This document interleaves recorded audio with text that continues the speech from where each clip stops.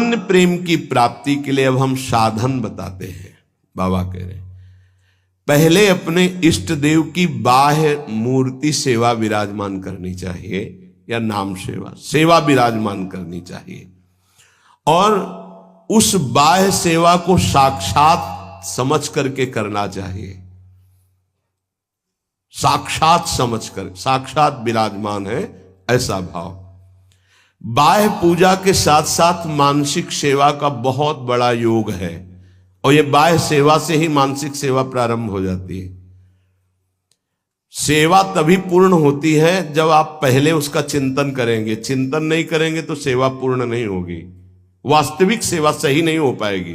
पहले आज श्री जी को कौन सा पोशाक धारण कराना है, कौन सी पत्रावली करनी है, और कैसे केशपाश समा, आज कौन से कुंडल, अच्छा ऐसे कुंडल, ऐसे ऐसे, और आज भोग में क्या क्या, ये भोग में ऐसे श्री जी यहाँ विराजमान होंगी, ऐसे होगा, ऐसे छत्र होगा, ऐसे भोग लगेगा।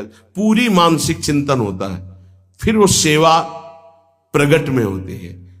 तो प्रगट सेवा ही मानसिक सेवा में पहुंचा देती है। पूज्य बाबा कह रहे गोपी जनों की तरह प्रेम प्राप्ति के लिए सबसे पहले अपने इष्ट का चयन और इष्ट की अनन्यता।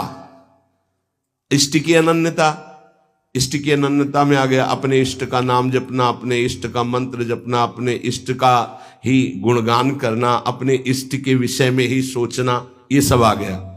फिर इष्ट के श्री विग्रह की, मूर्ति की, छवि की, नाम की सेवा विराजमान करना। और जैसे गृहस्थ है तो जितने याम कर सके, जितना कर सके, लेकिन अगर विरक्त है तो 8 पहर की सेवा। हमारे पास और कोई काम नहीं, हमारी जिम्मेवारी है 8 पहर की सेवा। बाह्य पूजा, मानसिक पूजा, दोनों साथ साथ चलती हैं उपासक की। ध्यान देकर के अगर आप सेवा करोगे तो देखोगे आपकी मानसिक सेवा होगी।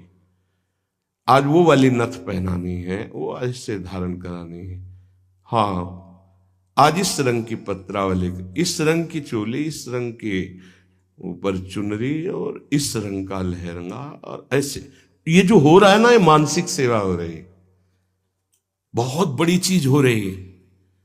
देखो आप लोग जो चिंतन करते, आज फूल बंगला ऐसे बनाना है, आज ऐसे, बहुत बड़ी सेवा हो रही। आज श्री जी की रसोई, ये मानसिक जो सेवा, और बहुत जोर की सेवा, प्रगट सेवा का फल है मानसिक सेवा, और मानसिक सेवा ही सिद्धावस्था को प्रदान करती है। ये बात ध्यान दीजिए।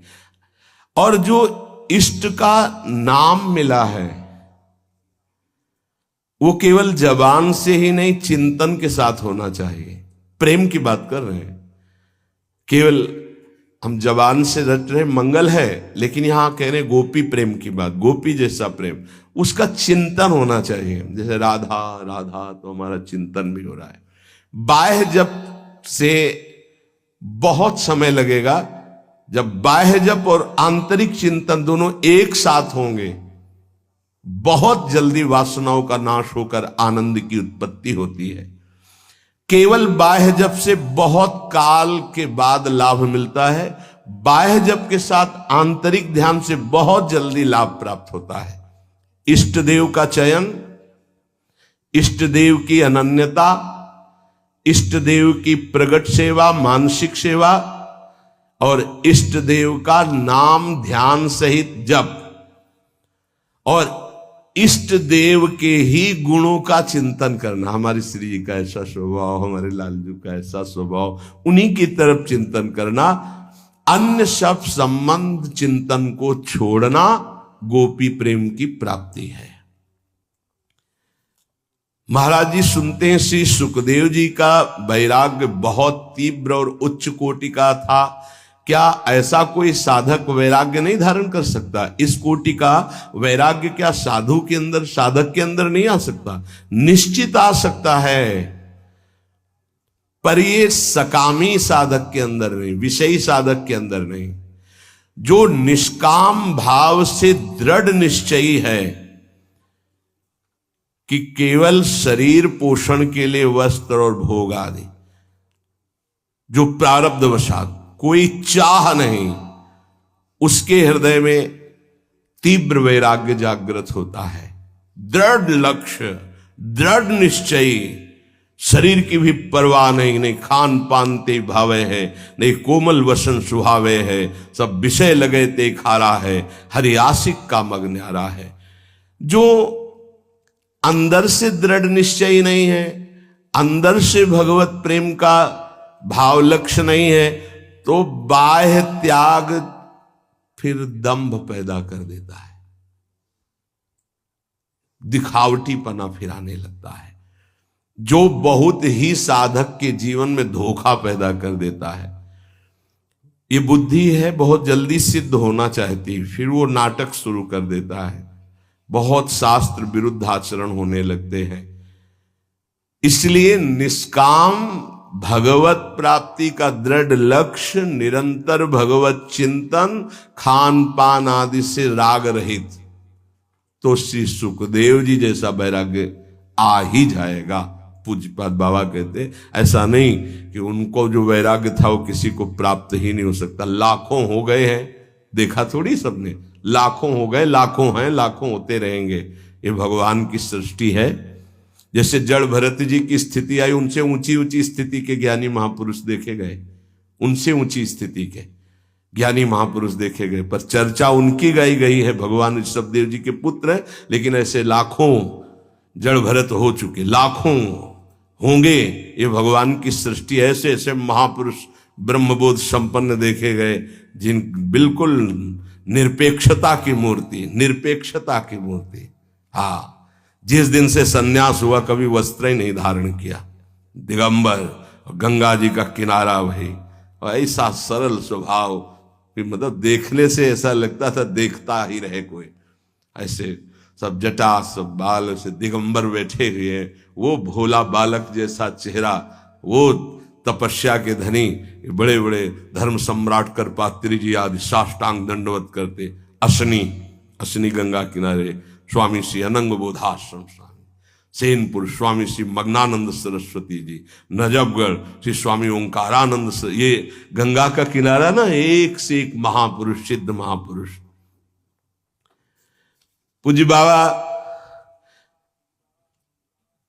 ये भगवान की प्राप्ति भगवान की इच्छा पर निर्भर है या पुरुषार्थ पर निर्भर है?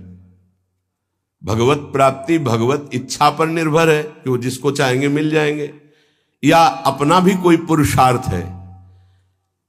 भगवान की आज्ञा का पालन करते हुए जो पुरुषार्थ करता है उसी को भगवत प्राप्ति होती है।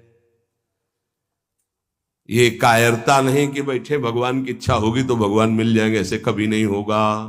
देखो जो वर्णन कर रहे हैं महापुरुष है, भगवान की आज्ञा का पालन करते हुए भगवत प्राप्ति के लिए बहुत प्रयासशील, जितनी हम में सामर्थ्य है, निश्चित उसको ही भगवत प्राप्ति होती है।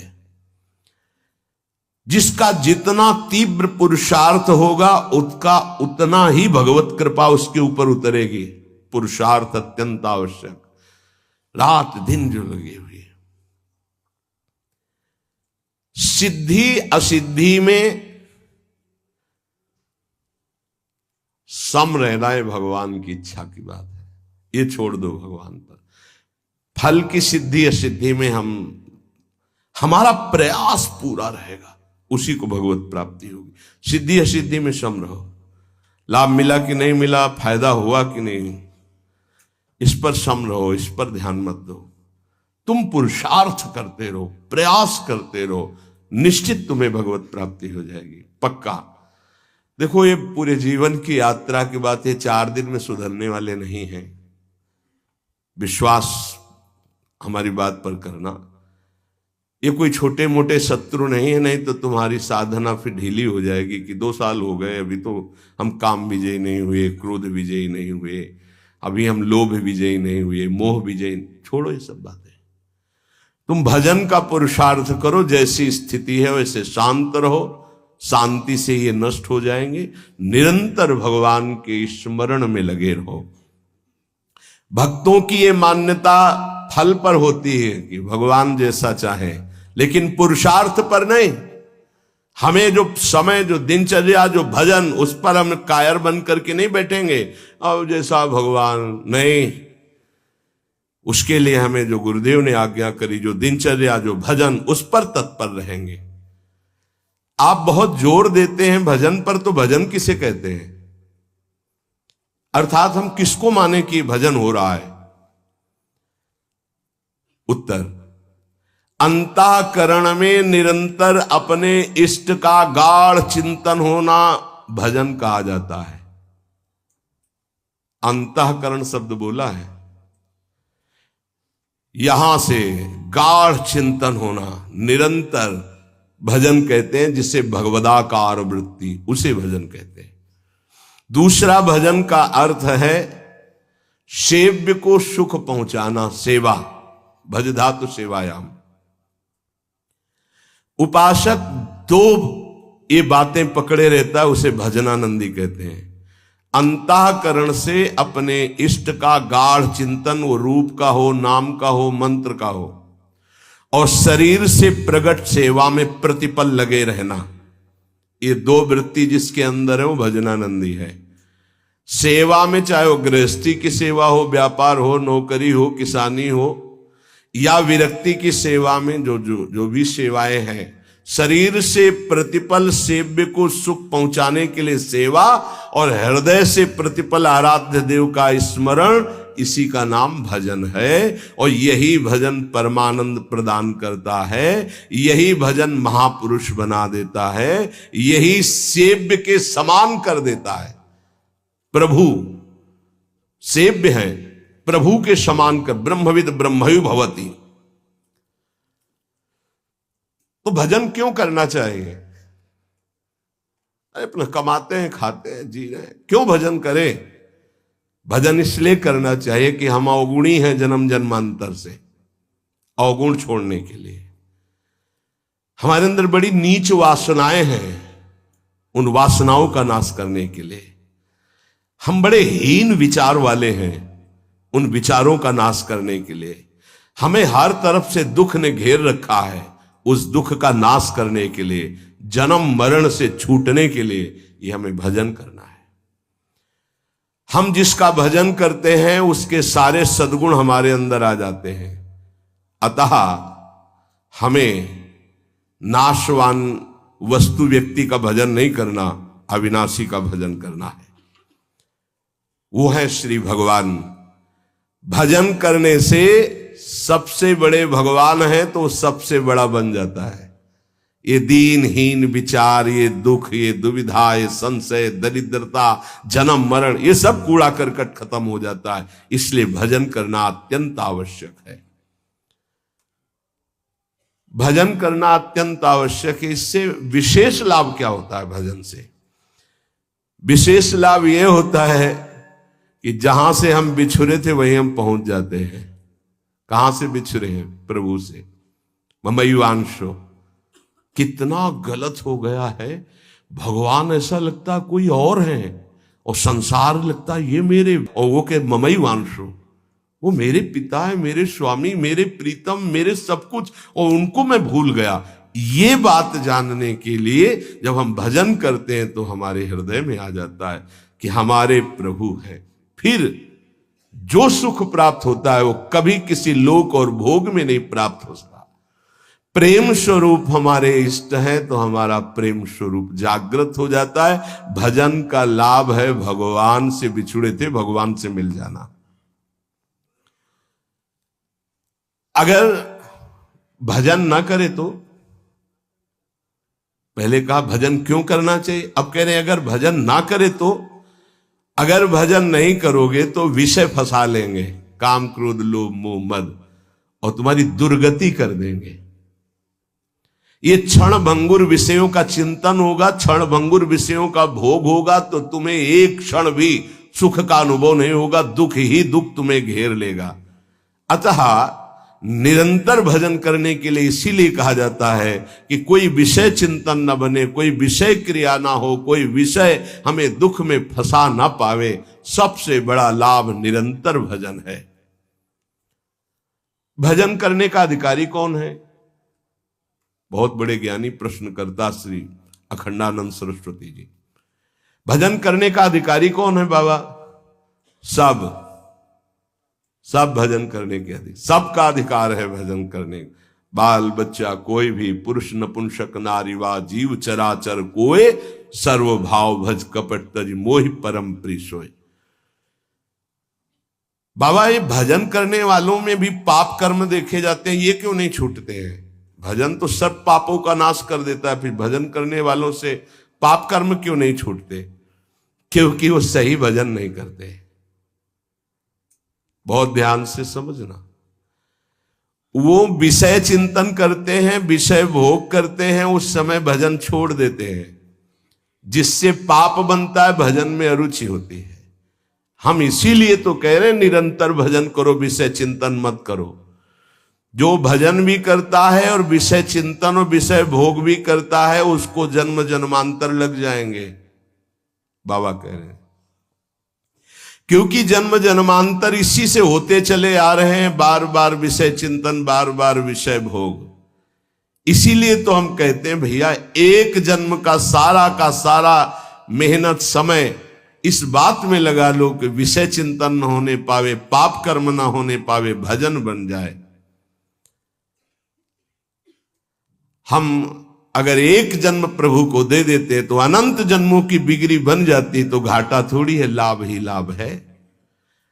जितना समय भजन नहीं करेंगे उतना समय मन विषय चिंतन करेगा और आपके द्वारा पाप कर्म हो ही जाएगा। पाप कर्म होगा तो सबसे पहले गुरु में अश्रद्धा होगी, फिर इष्ट भजन में अरुचि होगी। ये उसका लक्ष्य। कहीं भी अपराध करो, वो पहले आपके गुरु संबंध को तोड़ेगा, तभी तुम्हारे ऊपर प्रहार कर सकता है। नहीं, गुरु कृपा पात्र पर प्रहार नहीं कर सकती माया। पहला कार्य करेगी, गुरु संबंध छुड़वाएगी, इष्ट चिंतन छुड़वाएगी।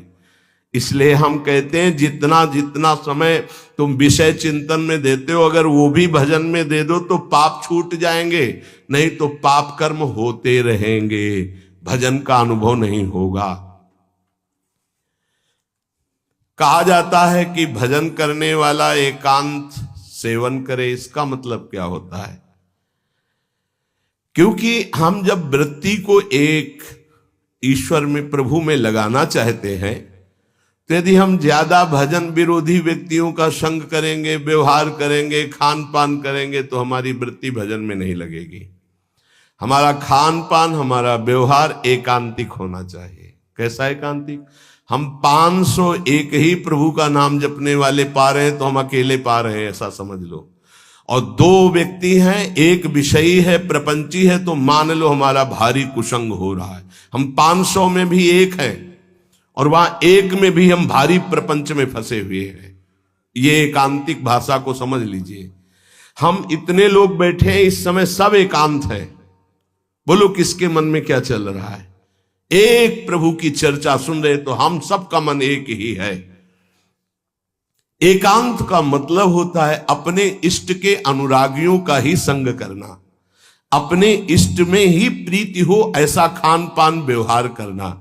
इष्ट विरोधी वृत्ति, इष्ट विरोधी व्यक्ति, इष्ट विरोधी व्यवहार, इसका त्यागी सदैव एकांतिक ही माना जाता है। एकांत में कमरे में पड़ा है, इष्ट विरोधी चिंतन कर रहा है, प्रपंची एक केवल साथ चल रहा है, वो इष्ट विरोधी व्यवहारी है, प्रपंच। 1000 लोग एक साथ बैठे हुए हैं इष्ट के अनुकूल, वो एक माना जाएगा। वैसे मुख्य बात भजन करने वालों को क्या नहीं करना चाहिए? तो मुख्य बात है प्रवृत्ति में रहने वाले लोगों का संग नहीं करना चाहिए। प्रवृत्ति विषय भोगों में। पूज्य स्वामी जी ने पूछा भजन करने वाले को मुख्य सावधानी क्या रखनी चाहिए? तो बोले मुख्य सावधानी है कि प्रवृत्ति में रहने वालों का संग नहीं करना चाहिए भजनानंदी को। क्यों? एक प्रवृत्ति देखी मैथुन धर्म की सौभरी जी ने, तो 50 ब्याह किए। तब उन्होंने श्लोक लिखा, संगम त्यजेत मिथुन व्रतिनाम मुमुक्षु सर्वात्मना न विसजेत बहिरिंद्रियाणि। अय मुमुक्षु, संसार से मुक्त होने वाले साधक, ये जो मैथुन प्रवृत्ति में युक्त जन है, इनका संग भूल के भी मत करना। उनमें परमाणु है ऐसे, वो तुम्हारे को विचलित कर देंगे, तुम्हारे भजन को छीन लेंगे, तुम्हारा भजन का मार्ग अवरुद्ध हो जाएगा। संगम त्यजेत मिथुन व्रति नाम, यही बाबा ने बताया। भजन करने वालों को विशेष त्याग की बात क्या है, क्या ऐसा है जो उनको बिल्कुल नहीं करना चाहिए? तो बोले जो प्रवृत्ति में, संसार के भोगों में है, निवृत्ति मार्ग के उपासक, भगवत प्राप्ति के मार्ग के उपासक, उनका संग नहीं करना, उनके साथ चलना, उनसे संभाषण करना, ऐसा। अगर भगवत चर्चा जनित प्रश्न है, आप उत्तर देने की क्षमता रखते हैं, इसके बाद राग नहीं करेंगे। क्षमता का मतलब समझते हो? जैसे हम आपसे संभाषण किया, अब आपकी याद नहीं आनी चाहिए संभाषण हटने के बाद। अगर आपकी छवि आई हमारे दिमाग में, आपका चिंतन हुआ, तो इसका मतलब आप अभी अधिकारी नहीं हैं।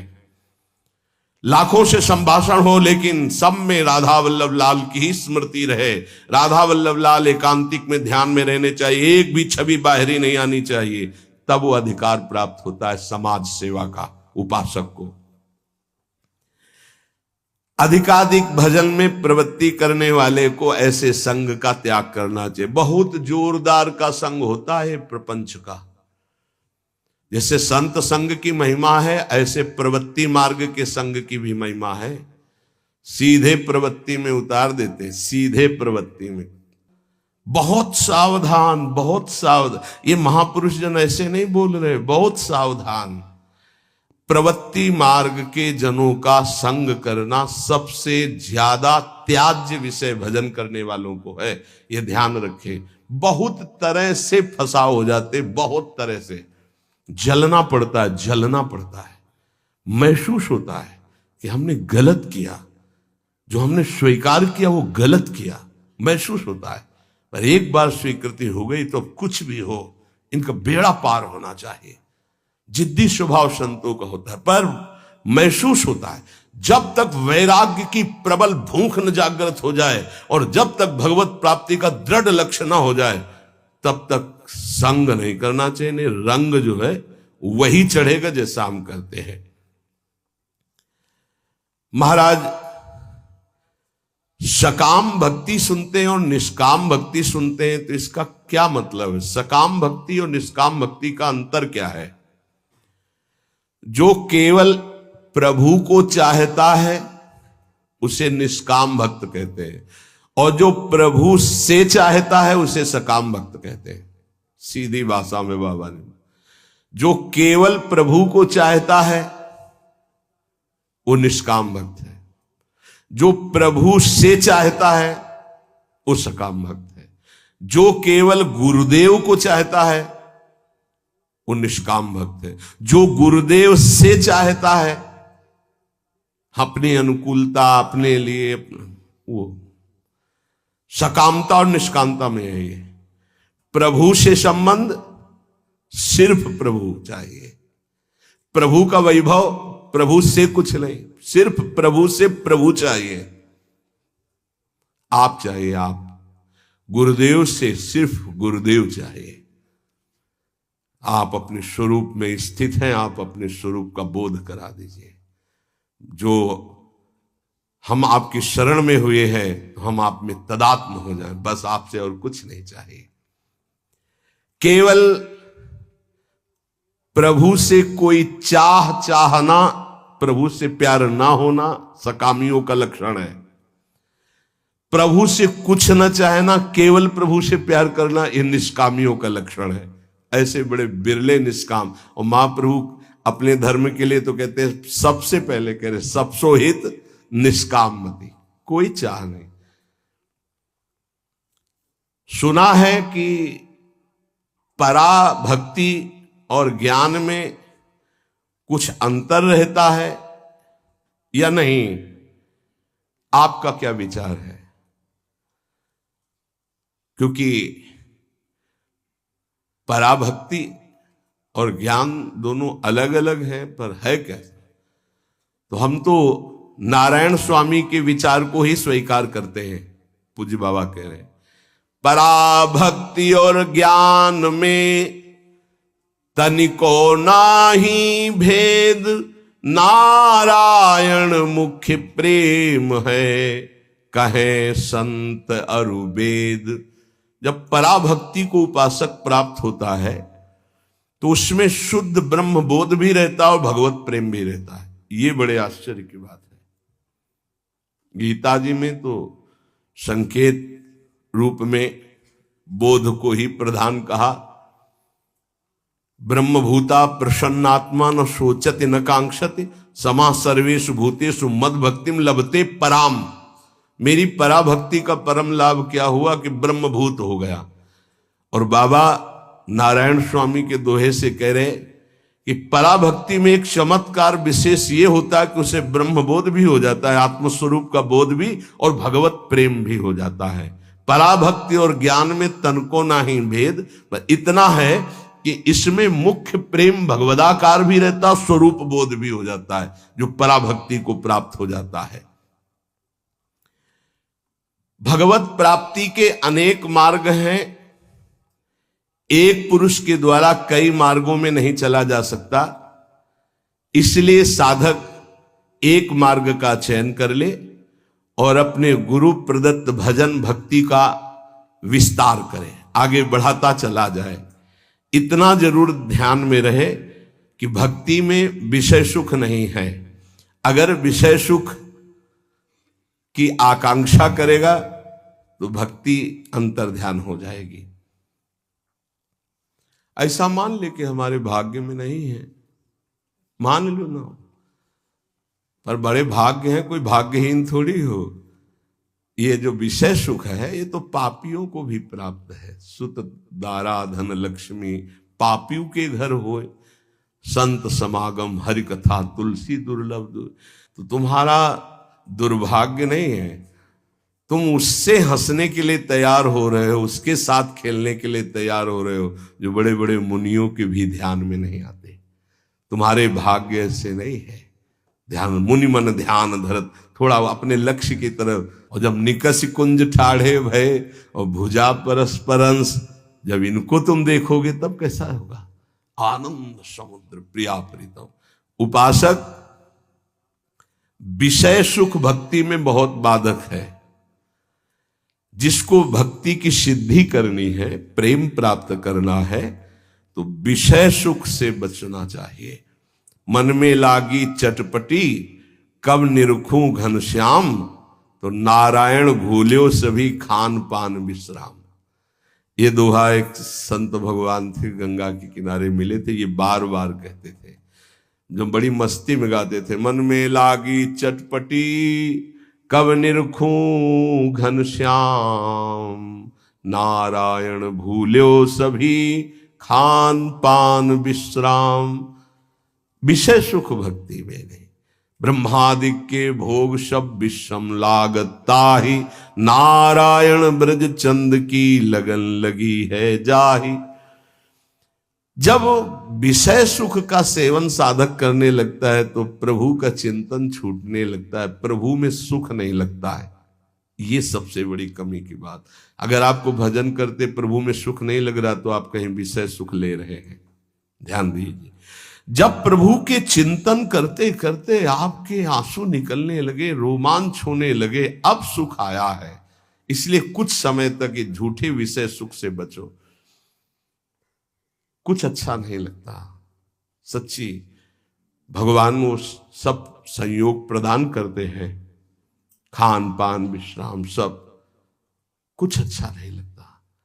जो मन प्रभु के चरणारविंद का आशिक हो जाता, कुछ अच्छा नहीं, कोई उसे अच्छा ही नहीं लगता। सच्ची मानिए, कुछ अच्छा नहीं लगता। सब कुछ है पर कुछ अच्छा नहीं लगता। क्यों? क्योंकि जो वास्तविक अच्छा लग रहा था सब में, वो अनंत ब्रह्मांडों का अच्छा लगने वाला अब अच्छा लगने लगा है, इसलिए अच्छा नहीं लगता। अगर किसी का शरीर अच्छा लग रहा है तो कृष्ण है इसलिए अच्छा लग रहा है, वो अंतर ध्यान हो जाए तो कहां अच्छा लगेगा। किसी वस्तु में आकर्षण है तो कृष्ण का है, और अब सीधे कृष्ण का आकर्षण हो गया तो अब कैसे अच्छा लगेगा। इसलिए विषय सुख का त्याग करते हुए, विषयी पुरुषों के संग का त्याग करते हुए, हृदय से निरंतर इष्ट चिंतन और शरीर से अपने कर्तव्य कर्म